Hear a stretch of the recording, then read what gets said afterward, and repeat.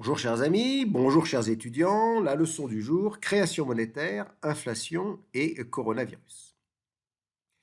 Pour limiter l'impact négatif de la crise, les banques centrales créent massivement de l'argent. Cela va provoquer une hausse de la masse monétaire destinée à soutenir l'économie. La question qu'on peut se poser, c'est quel va être l'effet sur l'économie justement de cette création monétaire. Les économistes ne sont pas d'accord. Ils se partagent entre ceux qui pensent que ça va avoir un effet essentiellement inflationniste et ceux qui pensent que ça peut avoir un effet sur l'économie réelle, c'est-à-dire la production en volume. On va essayer de démêler ces deux avis en abordant dans un premier temps, ce sera la première vidéo, ce qu'on va appeler l'équation quantitative de la monnaie, qui va constituer la base de notre raisonnement. Alors, l'équation quantitative de la monnaie, la voilà. Vous voyez, ça semble une formule qui peut faire peur au début. C'est tout simplement la multiplication de m fois v qui est égale à la multiplication de p fois q. C'est une égalité comptable, une vérité mathématique. On va voir ce qu'il y a derrière ces quatre variables. Alors, commençons par m. M, c'est ce qu'on va appeler la masse monétaire, c'est-à-dire la somme des billets et des dépôts, des moyens de paiement. Ce sont donc des dépôts à vue. Ce ne sont pas des dépôts à terme. Ce sont des comptes courants avec lesquels vous pouvez payer. V, c'est la vitesse de circulation de la monnaie, c'est-à-dire en gros le nombre de fois que les pièces, billets circulent dans l'économie pendant une année. P, c'est le niveau général des prix, de combien ont varié, ont augmenté ou diminué les prix. Ça mesure en fait l'inflation. Et Q, ici, c'est la production en volume, les transactions, ce qui va mesurer la croissance économique. Alors, regardons un peu ici les valeurs réelles de la situation pour l'économie française, avec une petite approximation. On a en gros 1200 milliards de masse monétaire, alors c'est la masse monétaire M1.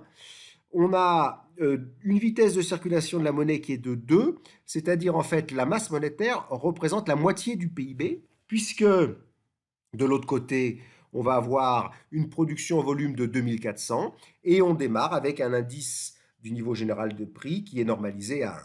On voit bien ici qu'on a 2400 milliards d'un côté, M fois V, est égal à 2400 milliards de l'autre, c'est-à-dire le PIB, le revenu national. Donc, l'équation quantitative de la monnaie, si vous voulez, elle explique qu'on doit avoir une égalité entre les deux termes ici de cette équation. En quoi elle est intéressante par rapport à la crise du coronavirus? On subit un choc d'offres et de demandes, mais un choc d'offres important, c'est-à-dire que les transactions, le volume d'activité chute de 20-30%. On voit un effondrement de Q ici. La réponse des autorités monétaires est ici d'augmenter M pour justement venir compenser cette diminution d'activité en espérant que cela va permettre une relance, une compensation, un rattrapage sur l'année. Face à ça, comme je le disais au début, il y a deux thèses qui s'opposent. Et la thèse des monétaristes qu'on va essayer d'exposer et de critiquer est la suivante. Eux, ils nous disent que si jamais on augmente la masse monétaire, alors on va provoquer essentiellement, voire uniquement, une hausse du niveau général des prix. L'inflation est un phénomène monétaire. On n'arrivera pas, en augmentant M, à augmenter Q, c'est-à-dire l'activité, la croissance et les transactions. Ont-ils raison de dire ça? Et en gros, en disant ça, est-ce qu'ils soulignent que cette hausse de la masse monétaire va provoquer de l'inflation dans les économies? Ce qui d'ailleurs, pour certains, ne serait pas forcément une mauvaise chose, car ça permettrait d'alléger la dette des débiteurs, et notamment des débiteurs publics. Mais concentrons-nous sur cette équation quantitative. Ont-ils raison? Eh bien, pour répondre à cette question, on va construire une maquette très simple d'une petite économie et on va essayer de faire bouger ces quatre variables pour voir comment elles sont reliées les unes aux autres. Et je vous propose de suivre la deuxième vidéo qui va être destinée à l'explication de la thèse des monétaristes. A tout de suite.